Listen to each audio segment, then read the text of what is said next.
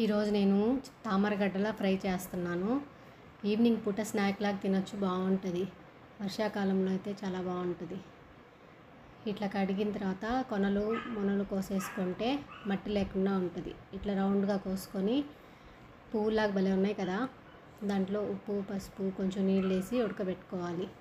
మామూలుగా అయితే డైరెక్ట్గా ఉడకబెట్టుకోవచ్చు, కానీ ఇవి కొంచెం లావుగా ఉన్నాయి. అందుకని ఒక విజిల్ 2 విజిల్స్ రానిద్దామని ప్రెషర్ కుక్కర్లో పెట్టాను. మామూలుగా అయితే మనం అరటికాయ తాలింపులాగా డైరెక్ట్గా కూడా చేసేసుకోవచ్చు, బాగుంటుంది. ఇంక దాంట్లో కావాల్సినటివి ఈ లోపల తెల్లగడ్డలు వచ్చేసుకున్నాము. తెల్లగడ్డలు నేను ఎక్కువ ఒలిచి పెట్టుకుంటాను.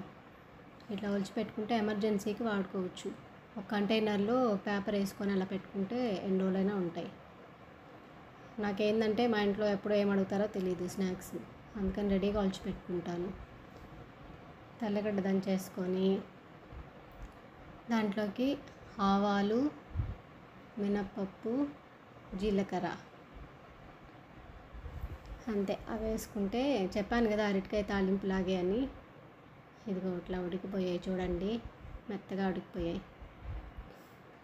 ఇప్పుడు తిరమాత వేసుకునేదే. ఇంతకుముందు అయితే పల్లెటూరులో చెరువుల్లో దొరికేటివి, ఊరికే తెచ్చిచ్చేవాళ్ళు అడిగితే, చేపలు పట్టేవాళ్ళు యానాదారులు అట్లా. ఇప్పుడు సిటీస్లో కొనుక్కొని తినాల్సి వస్తుంది, ఊరికే దొరికే వస్తువు కూడా. అది ఎంత కాస్టో మళ్ళా. అట్ట కరివేపాకు ఎండుమిరపకాయ అన్ని తిరమాత వేసుకొని తినేసేదే. కొంచెం వేగిన తర్వాత మిరప్పొడి చల్లుకోవాలి, కొంచెం డీప్గా వేయించుకోవాలి, కొంచెం క్రిస్పీగా ఉంటే బాగుంటుంది. ఆయిల్ కూడా ఎక్కువ పట్టదు, గడ్డ కదా. ఎప్పుడైనా ట్రై చేయండి, బాగుంటాయి.